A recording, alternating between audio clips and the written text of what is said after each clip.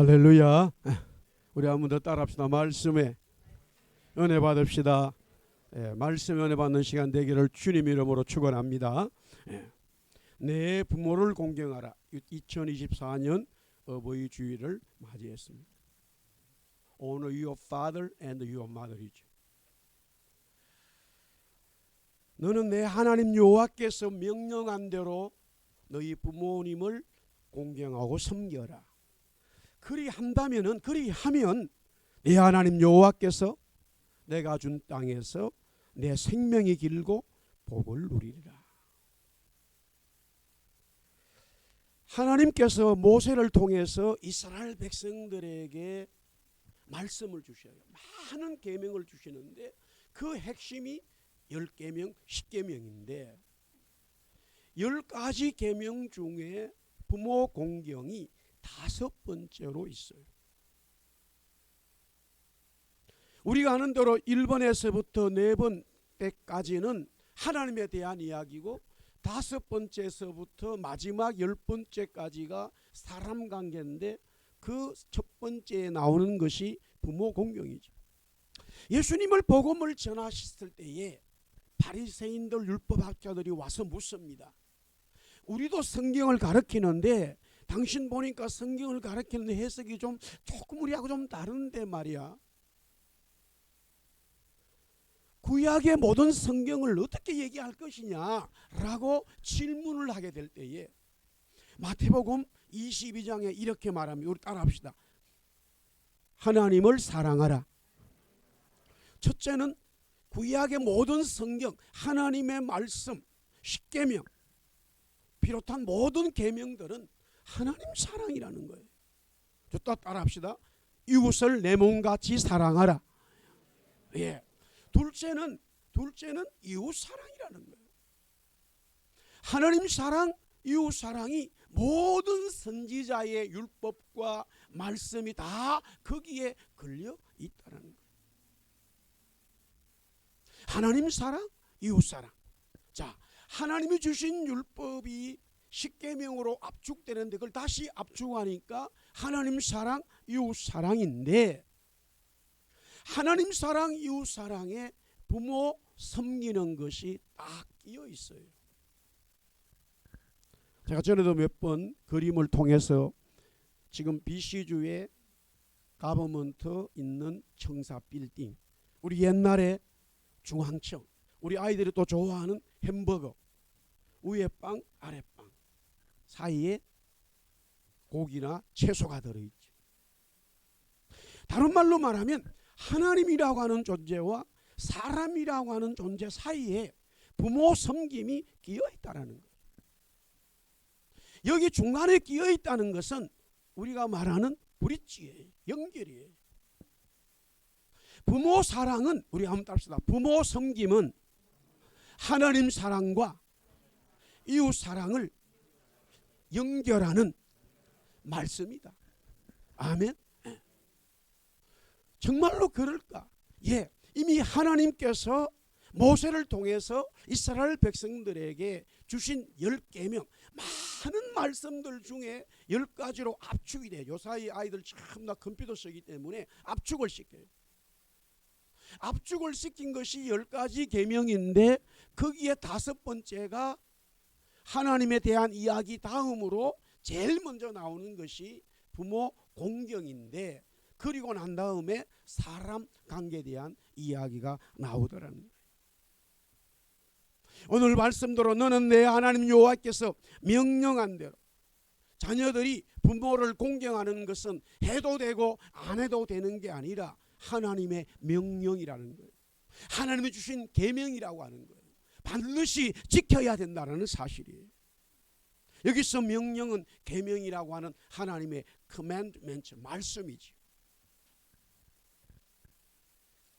그런데 오늘 이 공경이라고 하는 우리말의 공경이라고 하는 이 말이 히브리 성경에 나와 있는 원래의 말은 카베드라고 하는 말인데 이 카베드라고 하는 말 속에 왜 하나님이 우리를 통해서 자녀들에게 부모님을 공경해야 되는지를 말씀하고 있더라는 거예요. 그 가베드라고 하는 공경이라고 하는 말 속에는 네 가지의 의미가 있는데, 그것이 바로 저와 여러분들이 오늘 어버이 주일을 맞이해서 부모를 섬겨야 되는 거예요. 저는 개인적으로 지금 육신의 부모님, 또 저희 아내의 부모님 다 돌아가셨어요. 저는 일찍 어릴 때에 아버지 돌아가셨고, 저희 아내는 어머니가, 우리 아내가 어릴 때 고등학교 때 돌아가셨어요. 그리고 저는 어머니만 계셨고 저희 아내는 아버지만 계셨다. 또 돌아가셨어요. 이제는 육신적인 부모님을 섬겨야 되는 이 모습은 없지만, 주님은 말씀을 전하면서 이렇게 말합니다. 어느 날 주님이 말씀을 전하는데 자기의 어머니가 왔어요. 동생들이 왔어요. 제자들이 예수님, 어머니 오셨어요, 동생들 왔어요 라고 말하니까 예수님이 누가 저분이 내 어머니고 내 동생들이냐라고 말하면서 하나님의 말씀대로 살아가는 모든 형제들이, 모든 자매들이 내 아버지요, 내 어머니요, 내 동생들이요, 내 자매들이라는 거예요. 할렐루야. 그러하기에 저는 먼저 또 우리 성도님들을 부모님처럼, 형제처럼, 아우처럼 섬겨야 하겠죠.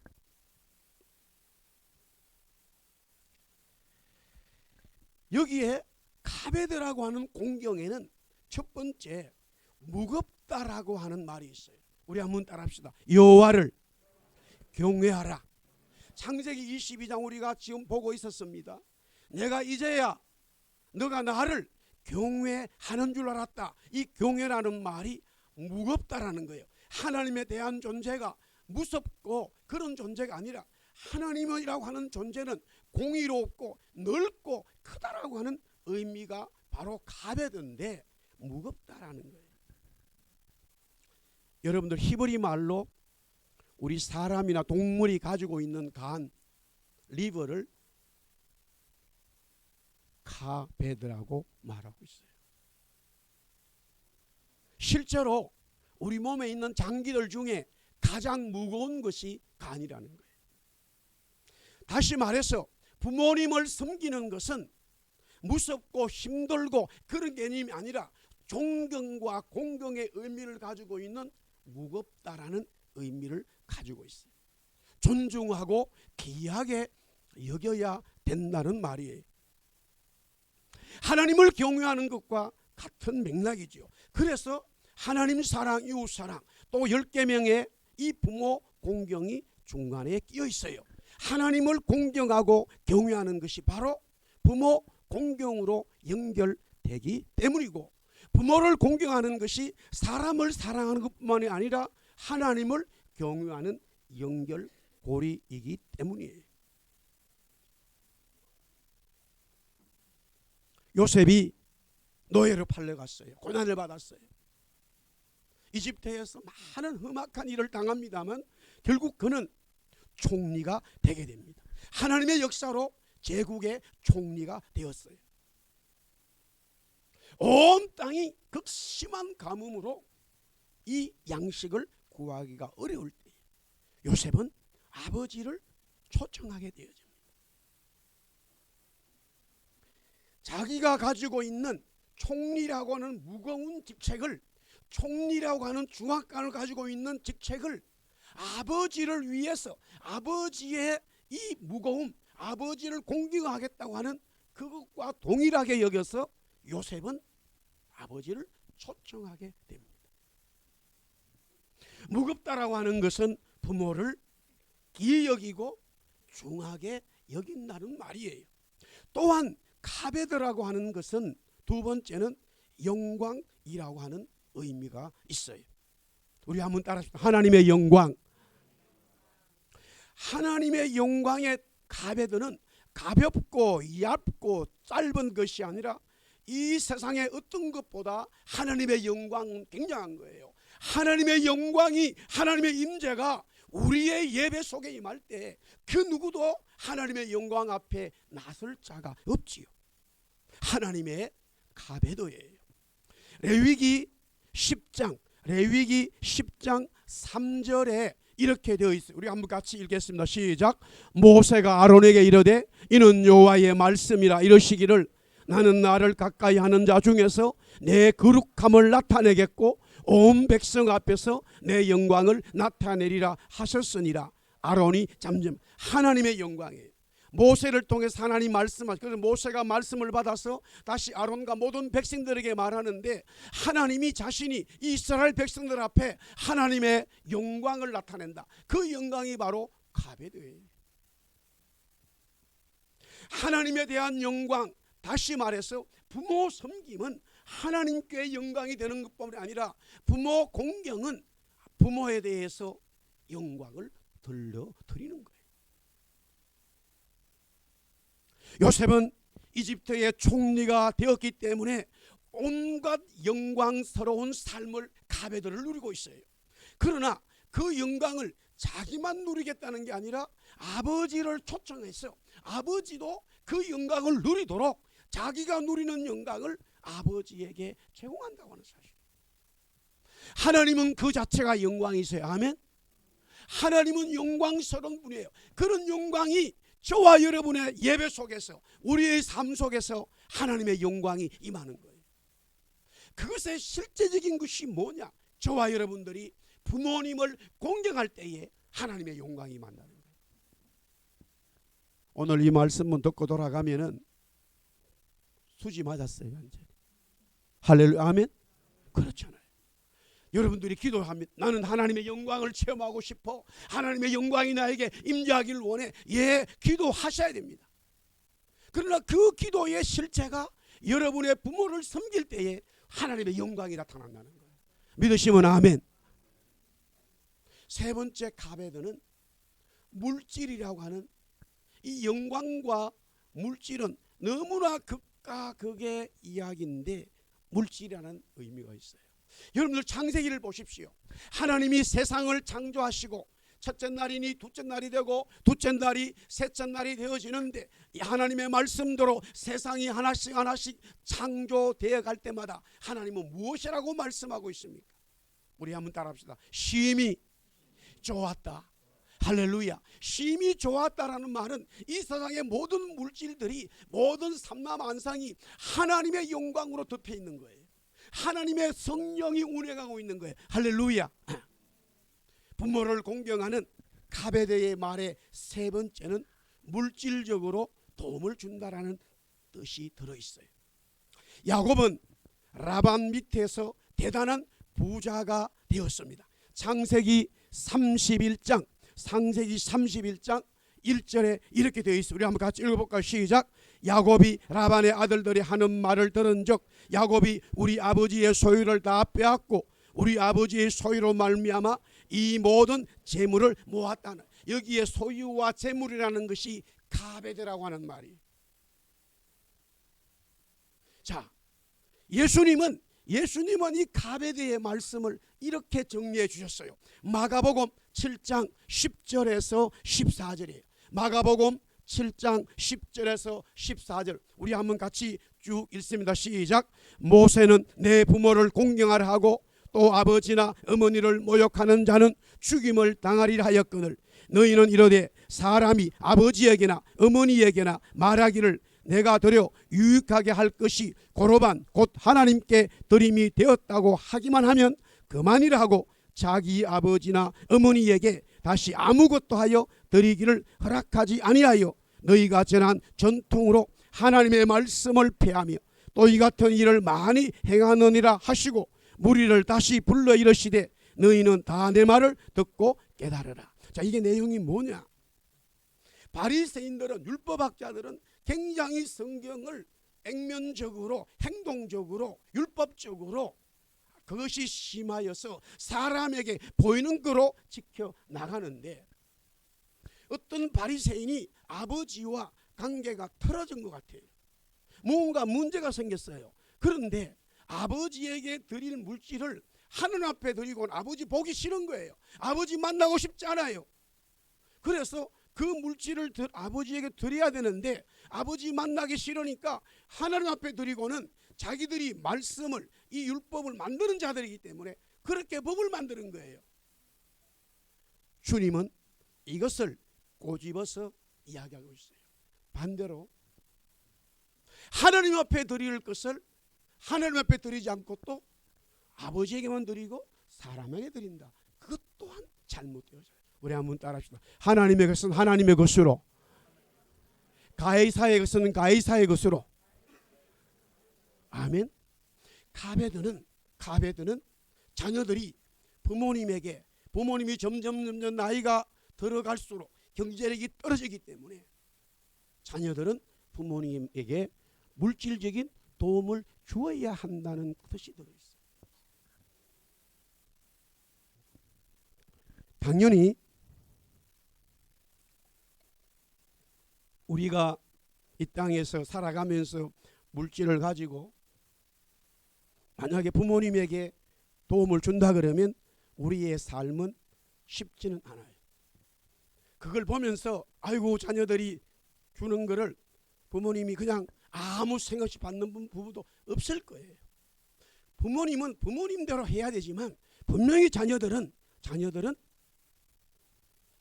부모를 공경함에 있어서 하나님의 영광이 임하는 거룩한 역사가 있지만 그 현실적으로 물질적인 도움을 주어야 한다는 사실이에요. 저는 지금 어머니가 돌아가신 지가 이제 몇 년 지났기 때문에 조금 더 제 마음에 물질적으로 어머니를 도와야 될 일이 없어서 편해졌습니다만 사실 제가 여기 와서 유학생활 또 교회생활 그 어려운 삶이 있어도 한 달을 스킵한 적이 없어요. 고향에 계신 어머니에게 계속 생활비를 보내드리고 거기서 어머니는 끝나지 않아요. 여름에 태풍이 확 불고 나면은 지붕이 휙 날아갔다는 거예요. 그래가지고 전화 와서 지붕 날아갔다. 지붕 고쳐야 된다는 말이에요. 저는 캐나다 뱅크 은행을 하고 있는 목사인 줄 알고 있어요.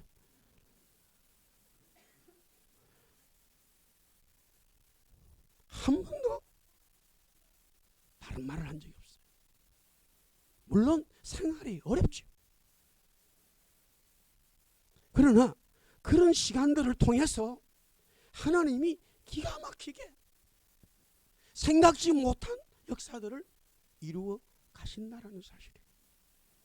그것이 하나님의 영광이고 그것이 하나님을 무겁게 대하는 현실의 삶이에요. 마지막 공경이라고 하는 가베드에는 충성이라고 하는 단어가 들어있어요. 충성의 의미가 있어요. 그래서 가베드가 갈렙이라고 하는 말로 바뀌어 나가는데 원래 갈렙이라고 하는 말은 우리 손자 이름이 갈렙이에요. 꼭 기억해 주세요. 다른 이름은 잊어버려도 그 이름 꼭 기억해 주세요. 그런데 개라고 하는 이름이 들어있어요. 왜? 개, 덜개예요. 개가 갈렙입니까? 동물들 중에 가장 충성스러운 것이 개입니다. 미국의 유명한 신학자가요, 고양이 신앙, 신앙인, 개신학, 개신앙, 개신앙이라고 하는 글을 적었어요. 펫 중에서 우리가 지금 미국, 캐나다, 한국에서 이제 집에서 동물들을 키우는데 개와 고양이가 제일 많이 키워져 있어요. 그런데 여러분들 집 나간 고양이는 있어도 집 나간 개는 없어요. 혹시 집 나간 개 키워봤어요? 집 나간 개는 주인이 버려서 나간 거예요. 그런데 고양이는 주인이 버리지 않아도 나가는 고양이가 있어요. 아세요? 잘 모르죠? 제가 좀 알려드릴게요. 고양이는 실제 그 동물의 고양이과는 늘 동물학자들이 이야기해요. 자기들이 주인공이고 주인이라고 생각한대요. 그래서 주인이 고양이에게 음식을 주고 대주는 어느 날 바쁘고 그것이 조금 소홀해져 버리면 주인이 나한테 잘 안 해주네. 주인을 버리고 나가려 버리는 거예요. 근데 개는 자기는 항상 주인으로 생각하지 않아요. 주인은 나의 주인이 있고 자기는 충성스러운 종으로 생각하는 거예요. 그래서 늘 나갔다가 들어오면 개는 꼬리를 흔들고 환영을 해요. 개 키우는 분들 만약에 자기 개가 왔는데도 고양이처럼 저쪽에서 가만히 보고 있어, 그 개는 갖다 버리세요. 그런 개는 없어요. 고양이는요 저쪽에서 가만히 이렇게 보고 있을 때 있어요. 제가 뒤에 설명 안 하겠어요. 고양이과 신앙인이 있고 개과에 신앙인이 있다는 거예요. 목사님이 나한테 잘해주나 안 해주나, 장로님이 나한테 관심 있나 없나, 내가 헌금했는데 알아주나, 계속 보고 있는 거예요. 그게 안 알아주면 에이 하고 나가버리는 거예요. 우리 교회는 그런 분이 없지요. 고양이 같은 목사였다면 아마 에이 하고 저도 따라할 것 같아요.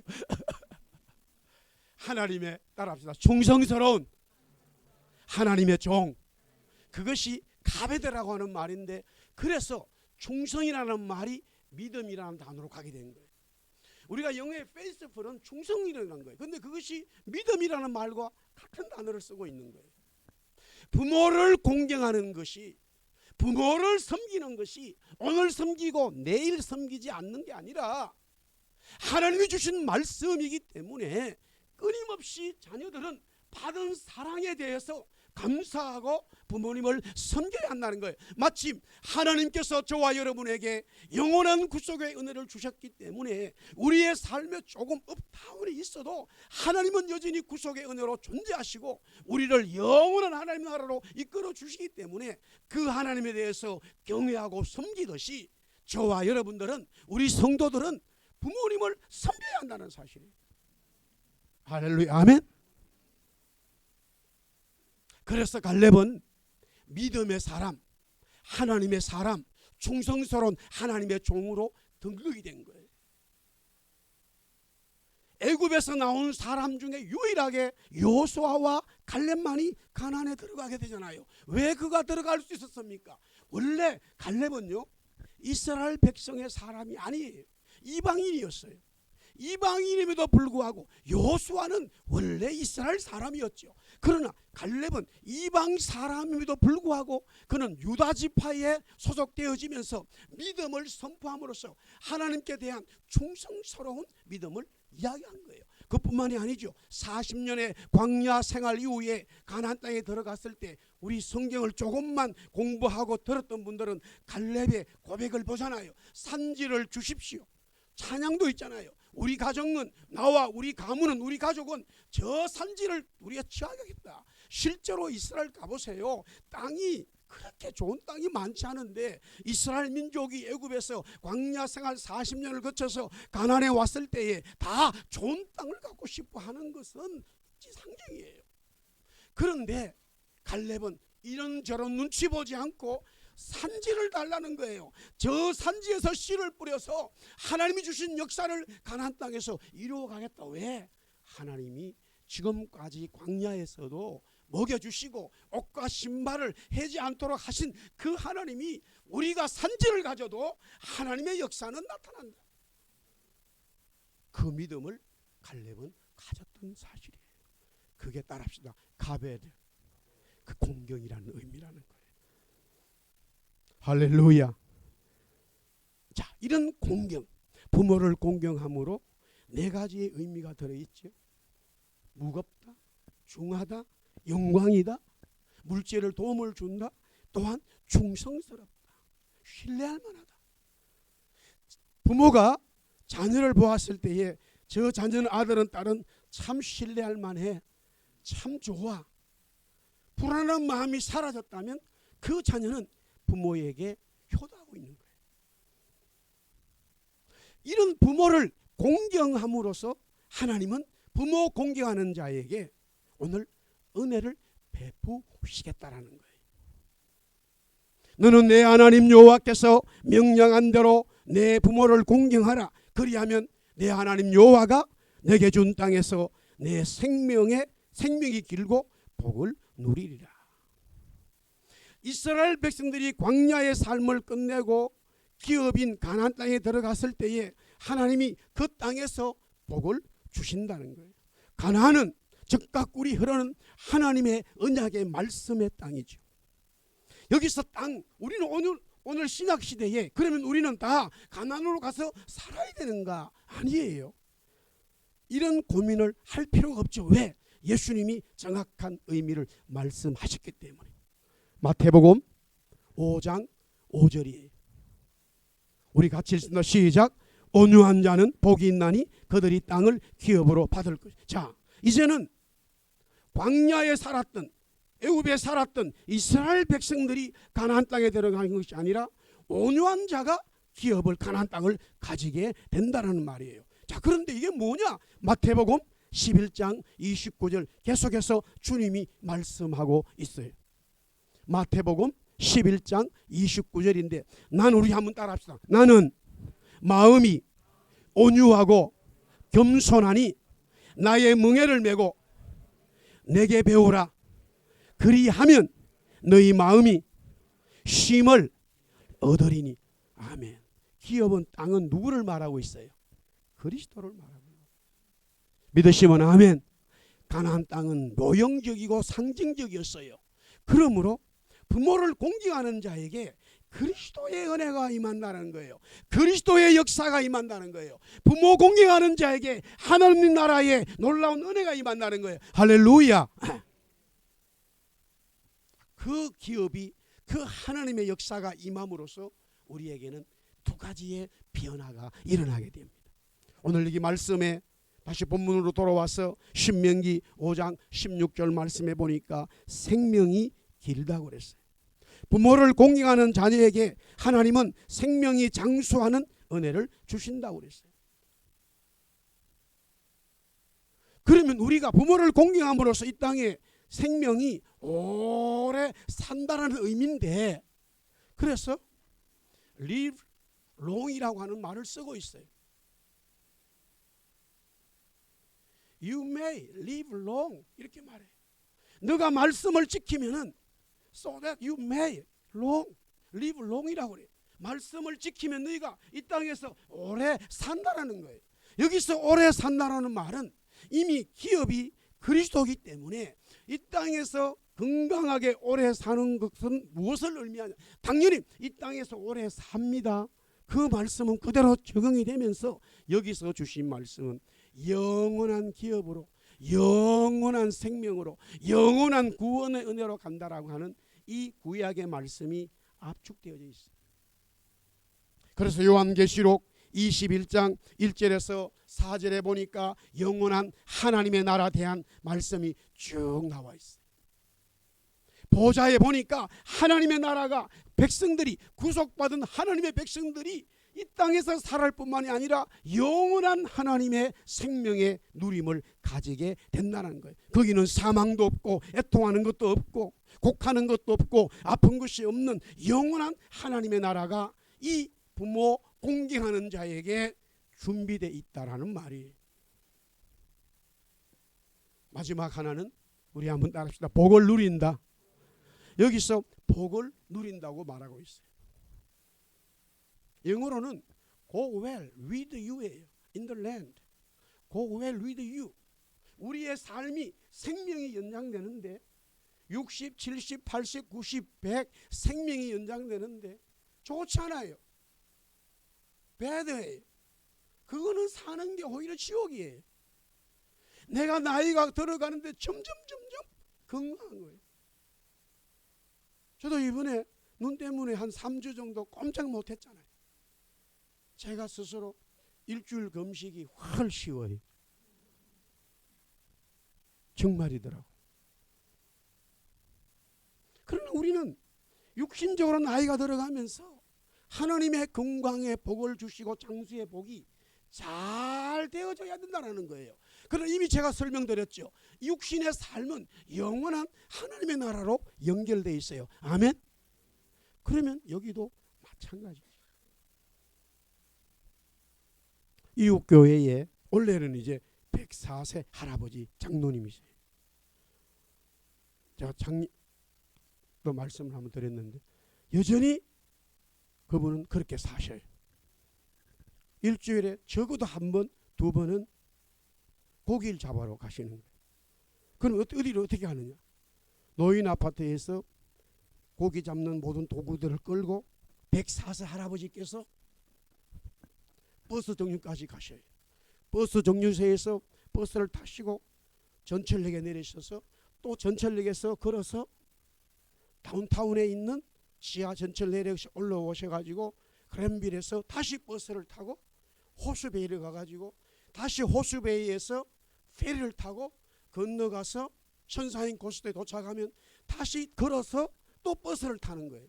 버스를 타고 또 가요. 내려서 또 걸어서 도착하는 곳이 그분의 낚시터예요. 건강하세요. 제가 지난번에 한번 여러분들에게 농담 같은 이야기를 말씀드렸잖아요. 그분이 평양에 사셨을 때에 평양에서 최초로 운전면허증을 따신 분이 평양 1호 운전면허증. 회사의 사장님, 회장님 차를 그때 옛날에 차 여러분들 보시면 알 거예요. 그 차를 운전했는데 어느 날 회장님이 어디를 가서 어떤 분을 모셔오라 그러다는 거예요. 그래서 가서 보니까 군복을 다 젊은 사람이 키가 크고 몸이 좋은데 막 타더라는 거예요. 그 사람이 누구예요? 김일성. 그 제가 그랬죠. 장로님, 그분이 김일성에 탔을 때 바로 대동강으로 차를 끌고 들어갔어야 됩니다. 그분을 데려가 버렸기 때문에 나라의 전쟁이 일어나지 않았습니까? 제가 그렇게 우스갯소리를 했습니다. 예수 믿고 구원받아 자녀들이 부모를 공경하는 것은 하나님의 가베드인데 그 하나님의 가베드가 우리의 육신적인 생명이 연장될 뿐만 아니라 그 생명은 죽어도 살아나는, 살아서 믿는 자는 영원히 사는 하나님 나라의 생명을 말씀하셨어요. 할렐루야. 그래서 우리는 이 땅에서도 하나님 아래서 형통한 삶을 살 뿐만이 아니라 영원한 하나님 나라의 그리스도와 함께하는 형통의 삶을 살아간다는 거예요. 신명기 5장 29절 말씀 읽고 정리하도록 하겠습니다. 신명기 5장 29절 다 같이 시작. 다만 그들이 항상 이 같은 마음을 품어 나를 경외하면 내 모든 명령을 지켜서 그들과 그 자손이 영원히 복받기를 원하노라. 아멘. 경외한다. 하나님을 경외한다. 가베드예요. 하나님을 경외한다. 가베드인데 부모를 공경하는 것이 가베드예요. 그런 자녀가 영원히 하나님의 복을 받게 되어져 있다라는 말씀이에요. 사랑하는 성도 여러분, 2024년 어버이 주일을 맞이했어요. 부모님이 살아계셔서 여러분들이 짜장면 한 그릇이라도 대접할 수 있는 부모님이 계시다면 행복하게 생각하세요. 혹이라도 짐으로 생각지 마시고 하나님의 가베드의 영광이, 하나님의 가베드의 은혜가 임할 수 있는 부모님이 계시다는 것은 하나님이 부모님을 통해서 여러분들에게 복 주시고자 하는 하나님의 형통의 길을 만들어 놓으셨다라는 거예요. 하나님 사랑은 이웃 사랑인데, 하나님 사랑은 이웃 사랑이고, 이웃 사랑은 하나님 사랑인데, 그 중간에 부모 섬김, 부모 공경, 부모 가베드가 끼어 있어서 정말로 부모를 섬기는 자는 진짜 하나님을 섬기는 것이 되고, 진짜 부모를 공경하는 사람은 사람들을 사랑하는 그리스도의 말씀이 그 사람을 통해서 실행이 되겠다. 영원한 구원이, 은혜가 저와 여러분들의 한 주간 넘쳐나는 복된 날이 되기를 살아계신 예수 그리스도의 이름으로 축원합니다. 아멘. 기도하겠습니다. 하나님 감사합니다.